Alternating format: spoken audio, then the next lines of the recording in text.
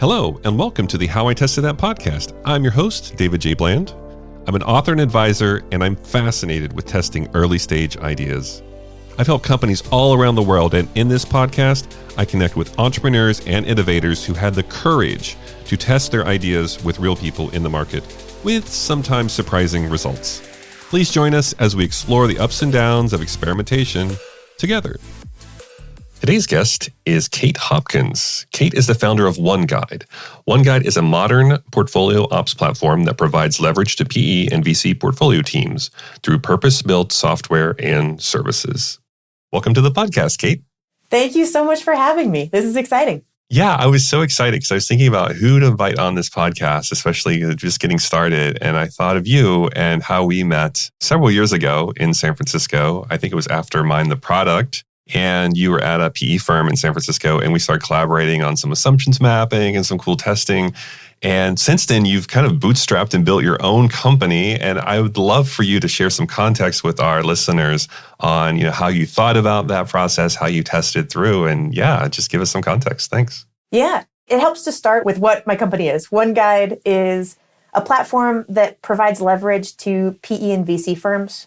What has started happening over the past 10, 20 years is that a lot of firms have started centralizing all kinds of really cool resources for their portfolio companies. So think about playbooks and templates and benchmarks and go-to advisors and recommended vendors and events that they're having for their portfolio companies. But for the most part, those are still really scattered, where you have to ask your investor and they send it to you via email, or they have a one-off event. And so OneGuide is this centralized platform for PE and VC firms to house all of that. And then we also have an extended network of tactical experts. David, you are one of them, who are experts in things like testing business ideas or leveraging AI in marketing or doing an AWS transformation or designing employee onboarding. And so it's pretty cool to have this central place for resources augmented by really specific experts. And so that's kind of the niche we found. But as we can get into, that's not exactly where it started.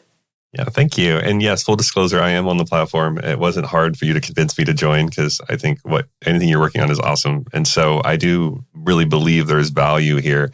And so maybe start with where you started that journey as a bootstrapped entrepreneur, trying to figure out how do you use your limited resources to go test and kind of reduce your risk. So maybe we can start there. Yeah, so I started with the expert network piece. I learned later that you're never supposed to bootstrap a marketplace. I didn't fully know that at the time.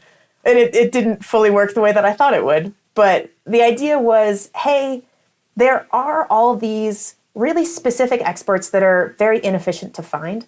You don't want to go to big name agencies that are much more expensive because they've invested in branding. You want to go to like the single shingle consultant who is the former, they used to be a designer and now they're a design consultant, or they used to be a DevOps professional, now they're a DevOps consultant. And so the idea was to kind of create an Angie's List of resources for growing startups and sell that to CEOs. I learned along the way through some testing that CEOs were very excited about having access to that, but much less enthusiastic about paying for it. They often thought, this is one of these things that my investor is supposed to provide for me. They pitched me that one of the reasons I should take their money is because they were going to provide access to this type of thing. And that's part of the pivot that led back to I should sell investors, and through them, it became kind of a B2B2B, where my client is the investor and through them, I serve that investor's portfolio companies. So it was desirable, but they almost expected it. And so it necessarily wasn't viable for you, even though the demand was there. It sounds as that's what you're describing. That is a very good way to put it. So you're going through this process and you're getting this repeated feedback. Roughly how many people did it take before you realized, wow, we need to pivot here? I got about 10 or 20 startups on the platform and paying me something nominal on the order of a couple $100 to get access to my network and to do some calls with my experts. And I got really good feedback. So for example, I had a friend, sort of a friend of a friend who was a founder who was willing to test this out. And his head of customer support had just been promoted from a support rep. And she was trying to figure out, okay, what does it mean to set up a support function? And I was able to make an intro where she could speak to somebody who had, run a support function at several companies and scaled it up. And that was enormously valuable. And I got fantastic feedback from it. But then when I tried to pitch him on, okay, would you spend a couple grand a year for a subscription to this? The answer was no. So I think all in, it was that 10 or 20 startups I got to pay me something to access this network. And at the time, the network was like 30 people. It was pretty small.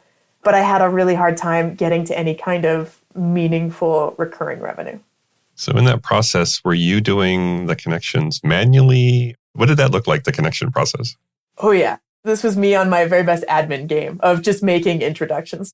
I had built out a website where I had interviewed all these experts to document what they were good at. So there were 2,000-word guides from each expert on their thing. And the experts were listed in a directory. And so technically you could self-serve using the software, but really nobody did. It was much more concierge where, hey, what's the problem you have? Cool, here are the 2 people I recommend. I'd like to talk to that one. All right, I'll make an intro. And then I was actually dialing into the Zoom to make sure that both people dialed in. If they didn't, I was like texting them. And then for feedback afterwards, I was manually sending an email with a type form to get their feedback and then manually putting it back in. This was not a beautiful system. It was a lot of hamster wheel running around on the back end. That system doesn't sound like it scales, but it sounds as if you learned quite a bit from doing that work manually behind the scenes and manually connecting people. I did. I learned a lot about what would need to be scaled. One of the unfortunate things I learned was that model probably, operationally, it was possible to scale it, but there were some other startups that had looked a lot like this, that had tried to do expert call type of things for startups. And most of them charged a fee, a percentage of each call. So the startup would pay, let's say, $200 for this call with this expert. Oftentimes the expert set their own rate. And the startup would collect a commission on every call. And you start doing the math on that and you realize, okay, if you're only collecting 15% and each call is $100 or $200, you have to do a lot of calls before you start to get to meaningful revenue for your startup. And it wasn't happening. I was getting a couple of them, but I needed to get to some way of getting startups paid for access to the network, not just for individual calls. That makes sense. So the demand you would need to get to that point, it wasn't viable. Even though it sounded as if, kind of similar to your other comment previously, it was desirable. It sounds as if they were getting a lot of value out of those connections. I mean, were you getting that kind of feedback or was it positive feedback you were getting from both sides or slanted one towards the other? Like, explain that a little bit. So I was getting positive feedback. And the interesting thing was that of those initial testers, most of them were individual startups, but a couple of them were firms, PE and VC firms that I had kind of connections to. And they said, yeah, I'll test it. I'll set up some calls with a couple of my portfolio companies. And one of them actually asked, would it be okay if I did a call with multiple companies on the call? And I said, I guess, why not? And then we kept talking and we thought, well, if there are going to be multiple calls, we probably don't want it to be a free-for-all. We should prepare something. And so I worked with the expert to prepare a little bit of a presentation based on the interview that we had done to document their guide. And we kind of stumbled into our first portfolio event. And it went really well. And so that was sort of an interesting, it wasn't a designed test. It was an accidental, it was a happy accident of, oh, interesting, we should do more of these group events. And that actually led into sort of a new phase of maybe it is more interesting to work with the investor as kind of an aggregator of portfolio companies as opposed to trying to work with those individual startups themselves. So you're trying to bootstrap a marketplace. You are concierging everything behind the scenes. You're connecting people. You're doing the manual feedback and everything. And then you kind of stumble into this situation where, oh, maybe it's the firms and they want group calls. Like, it seems like a really natural way to find maybe a path to viability. So I'm assuming this was a few years ago. So how did you kind of take that and use that learning to adjust your strategy? What kind of steps did you use to kind of test your way through that? Yeah, so this was back in 2021 when OneGuide was launched. So I founded OneGuide in January of 21. I spent the first half, 3/4 of the year trying this startup angle.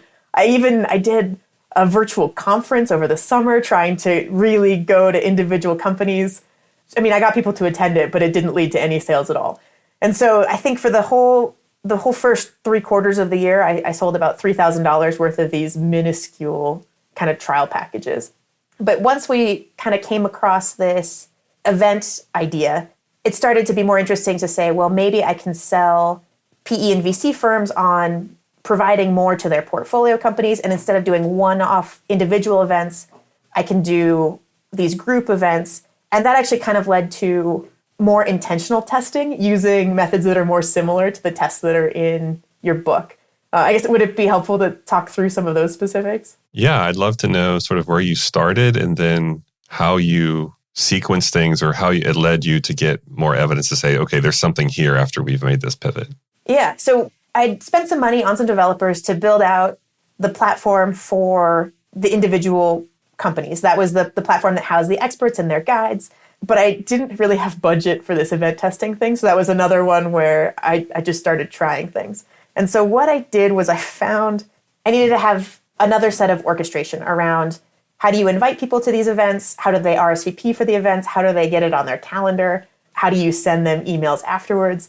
And I found this tool called Add Event. It still exists, and it's actually it's still a really nice tool. If you want to just have an easy way to let people click a button and add an event to their calendar, or RSVP and then add an event to their calendar.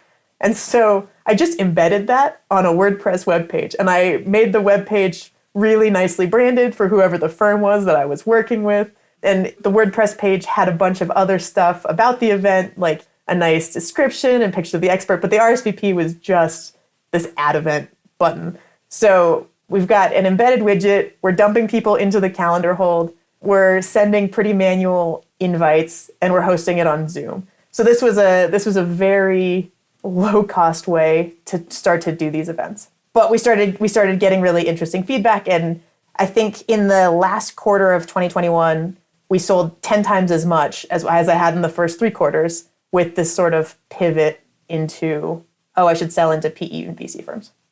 Yeah, I think we throw this term around pivot a lot, but in reality, it's a story very similar to yours. You find something, you think people want it, but will they pay enough and it's not viable? And then being just open-minded through the testing process, you realize, there's this other request we got. And what if we pull that thread and follow that path a little bit and understand, there's something there that might be more viable that isn't so far away from your vision that it's not worth pursuing. It sounds as if you weren't using everything that you built as is, but it was close enough to what you were trying to do that it was really interesting to you to follow that path with the firms.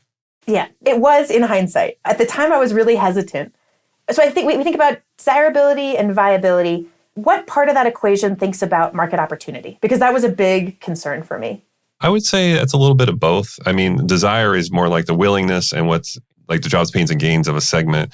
And then viability is a lot about willingness to pay. And is this something that can make it viable, right? And you could also think about costs, the costs incurred and viability. So while I try to unpack them, I feel like they're very related. And then you can kind of back your way into, okay, what's the problem size here? And then is there a big enough market? So I feel it's a little mix of both. That maybe there's sort of this third piece of, do people want this? Are they willing to pay for it? And are there enough of them? And I got really hung up on the are there enough of them? And that's part of the reason I wanted to start with startups as opposed to with investors, because there are obviously many, many, many more startups in the world than there are investors. And selling into investors is slow. It's just a much more deliberate sales process as opposed to a startup, especially as a brand new company. It's much easier for them to make a decision of like, are we going to try something? And so I was initially hesitant to make this shift. Arguably, it's what I should have been doing from the beginning. I had just come from the world of PE investing. I knew it really well. I had a sort of differentiated perspective, but I was reluctant to go there because I thought that the market opportunity would be much smaller. That was short-sighted. The market opportunity is plenty big, especially for a bootstrapper. And the other advantage is that nobody else was going after it in the same way that OneGuide is. But I think I let preconceptions even stymie my desire or willingness to test. So maybe reflecting back on it, it seems like the obvious choice, but in the moment, there's a lot of uncertainty and there's a lot of anxiety there, and your biases kind of creep in a bit. And I could see that happening. So going through that process, I wanted to touch on something you said there about startups versus PE firms. So it sounds as what you were saying was with PE firms, We often talk about, this user customer versus the decision maker and economic buyer. And sometimes people have budget, but they don't have decision-making authority. Sometimes they have both. And then sometimes they're even different than the user customer that uses the product. It sounds as if the way you're describing startups is that, well, they're new. They really don't have a lot of complexity as far as multiple people, or a very limited number of people. So when you're selling to them, you might have that decision maker also have budget and it's just a quick decision. Whereas PE firms, maybe you can help me understand, is it still similar in that the person with the budget is also a decision maker, or are there other players that you sort of have to navigate through to get them onboarded and get them to pay? Definitely other players. So the way that most PE firms are set up, they're partnerships, and most significant procurement becomes a decision that the entire partnership weighs in on. And so by default, there is kind of a buying committee. And you can get around that with, at the beginning, I was charging, it was like $2,900. So it was a really low amount of money in the scheme of PE and VC firms. And so those I could somebody who wanted to try it could get the credit card and put it on the credit card. But then as I moved later on, as OneGuide evolved, we are now much, much more robust a software platform than the embedded ad event that I described in 2021. As you start moving into having this robust software offering that requires implementation, and so you're trying to sell an annual contract because it'll take a couple months to implement and then a couple months to kind of get up to speed. And so really you need an annual contract to be able to demonstrate value. That becomes a bigger price tag, which becomes a bigger decision, which involves more people. So I've learned a lot about selling as well. There's been a lot of testing and iteration in how does the sales process work, not just in how does the product work. Sounds like it. So it sounds as if there was a threshold there that if you stay down a certain threshold, then those might be the same person. The person makes a decision and they have the budget because they have a budget. Let's say it's on a corporate card or something. Yeah. But once you get beyond that, it's, well, I have to go get approval now, which slows everything down. And so it makes it a bit more complex. That's exactly right. So help us understand. So you make this pivot. It wasn't obvious at the time. And now you're servicing firms. And so what's that evolution beyond the ad event button? How did you start testing your way beyond that and finally getting to where you are today? Like, explain maybe a bit of that journey as well. Yeah, so there's kind of one more big phase of the evolution, which was moving away from, I had initially built one software product and I was going to have lots of users. And the idea was, startups would be subscribers, maybe investors would be subscribers, but they would just have a user account on the OneGuide platform. And the OneGuide platform would have a bunch of experts. And then we introduced we had some standalone event pages that we were using for these group events. But what I learned was that each individual PE and VC firm had their own library of resources. And often that library was pretty scattered. And they valued the OneGuide network, but they also had already invested in curating some resources, be those content resources or network resources that were valuable and had already been vetted by them. And so they needed a place to centralize them. And so this was one that there was no way I had to take a little bit of a gamble and do some software development to say, okay, what if I start to move from one OneGuide tool to individual resource portal hubs for each firm? And so building branded firm portals, each of which would contain OneGuide resources that you could have access to, as well as the firm's resources. But firm A would have firm A's resources, firm B would have firm B's resources. And so you could have this kind of mix of the OneGuide network plus your own private curated set of resources. So it feels like that could have been very manual too. I mean, tracking down all these resources and trying to put that together. Maybe explain a bit how that went. Well, that one honestly is still a little manual.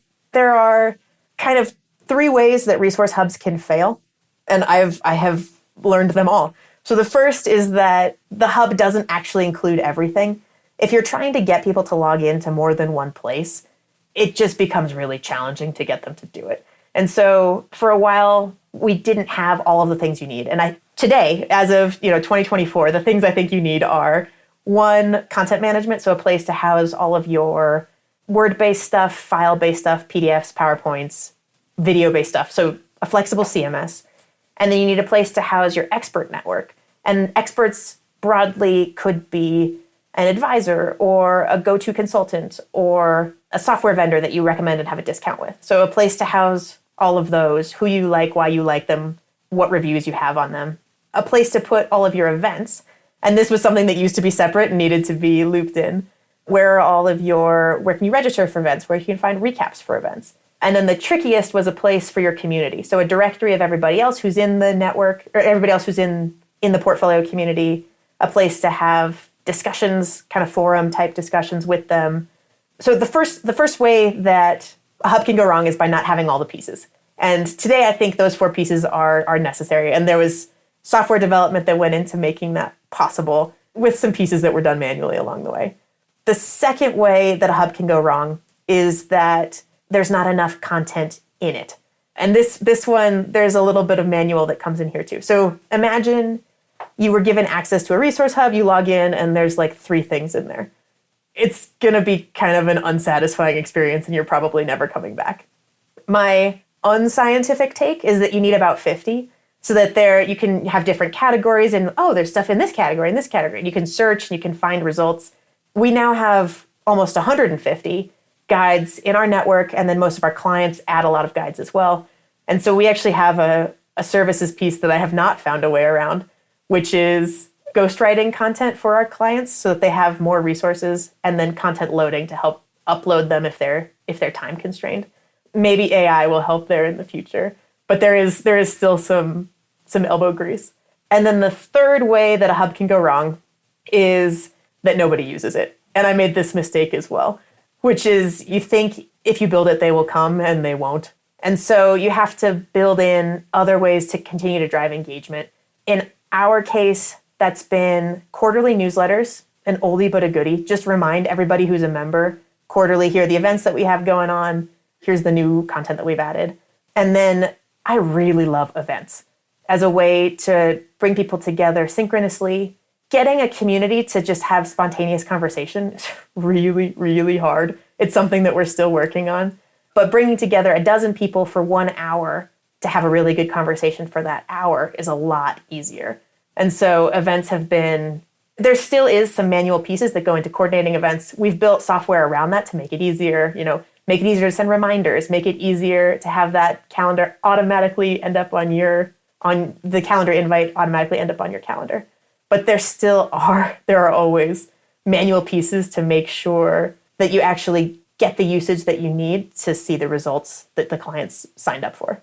Yeah, thank you for going into things that go wrong, because so much goes wrong in all this. And it's more about how you be resilient and how do you take what you've learned and use that to inform your strategy. I was thinking as you were talking, it feels as if this is a several year journey for you. So it feels as if you're at a stage now where your testing might be more focused or more at I don't want to say at a feature level or a service level, but as far as the overall business model and your strategy, it feels like that's starting to work out and you're being successful. And now you're still testing, but maybe you're testing at a more fine-tuned level. Maybe you can elaborate a bit on that. That's a really good way of putting it. We accumulated a fair amount of, actually, I'll call it testing debt, which is effectively when we built these, single feature prototype things or Wizard of Oz type things, and they work. And then you're excited that they worked, but you also have to either continue to operate them in that really manual way, or you have to fix it. So we unfortunately, over the past year and still today, spend a fair amount of dev time on making less manual the things that began very manually. So yes, we are moving to a more fine-tuned testing era, but we still carry some of the test debt from the previous era. And so the stuff that we're testing today is much more fine-grained. We're introducing new modules, which will be exciting. So for example, it's not near launching yet, but building a chatbot that can index everything within a portal and answer questions based on what's in the portal and retrieve assets from the portal in connection to those answers. And so things like that are really exciting. And there's a bunch of testing of how do you make that experience good, but it is more of a module as opposed to testing will this whole thing work? Yeah, I love that idea of test debt. It's certainly something I'm aware of, especially if I'm working with a bigger company. That's usually the pushback I get is we can't do this test because then will incur debt and we have to come back and clean it up. And I always balance that with, yes, when we can perfectly architect something that's fully scalable and surrounded by tests, and nobody wants it too. So there's always that balance. But I agree, there's a time you have to come back and clean it up. You have to come back and say, okay, now we're operationalizing this, or we're winding down the things that didn't work, and we're not just leaving them hang out there in the code base. So I do think that's a great point that you bring up. Well, the flip side is that the beauty of testing as opposed to building, or doing lightweight testing as opposed to building, is that you haven't spent a lot of time on it. You're not committed to it. So, for example, I had this idea. It turned out kind of a bad idea, that I could do some kind of office hours. So I wanted to, sometimes there's this problem where individual portfolio companies are hesitant to ask for help because they don't really know how much they're allowed to have, or they don't really know.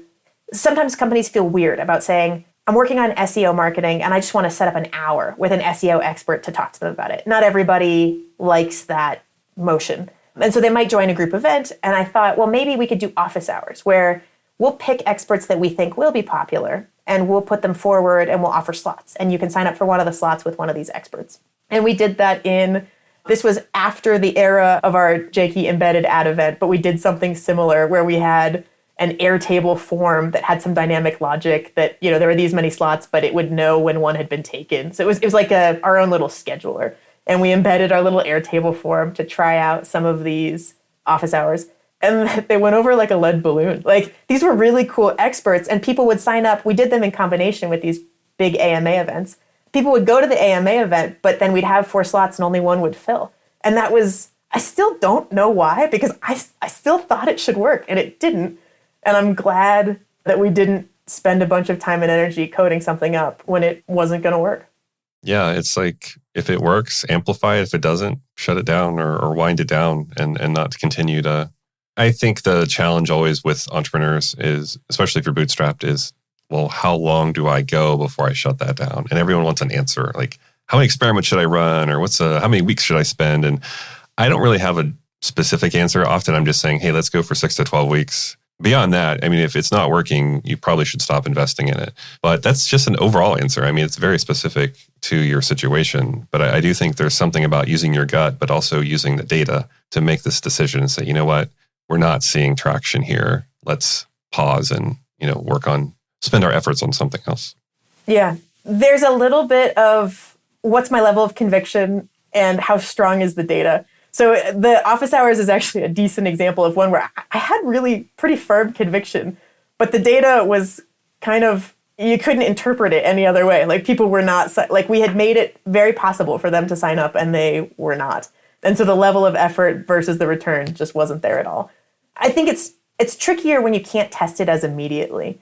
So there are some places where you have to take more of a long-term gamble and you just believe in your gut that it will work, especially in B2B. You have some really great examples of B2B tests, but I think sometimes there's no way around the long time gap between when you start to have an idea and build around that idea and test that idea, and when you get definitive results in the form of like hard revenue.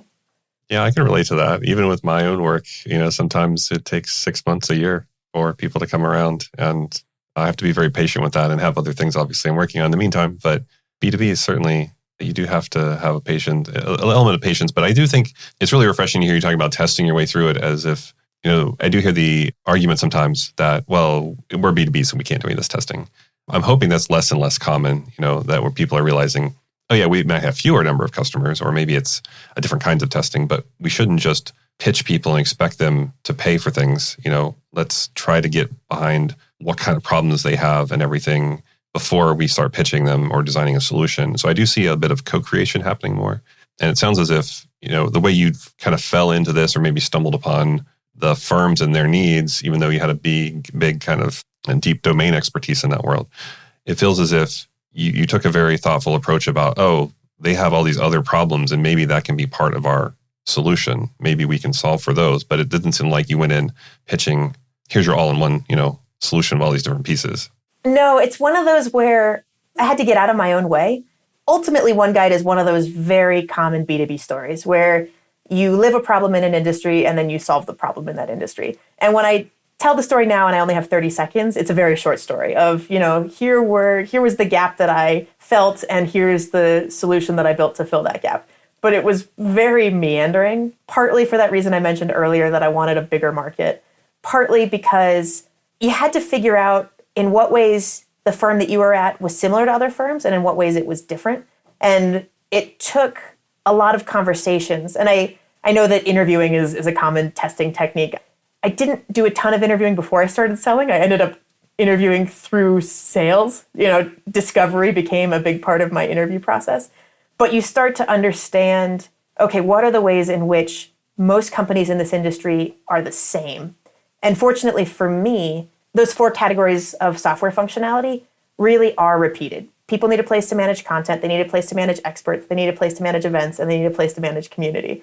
And after enough conversations, the waves kind of consolidate into a pattern. Like, okay, I'm starting to see the signal through the noise. And then you can overlay your experiences from working in the seat for 5 years onto that pattern, and it starts to be more powerful. Yeah, I like how you frame that. It feels as if, I think what we normally say is by the 5th kind of customer that's similar, right? By the 5th one, you start hearing the same thing repeated different ways. And that sounds similar to how you overlaid your expertise on that. So thank you.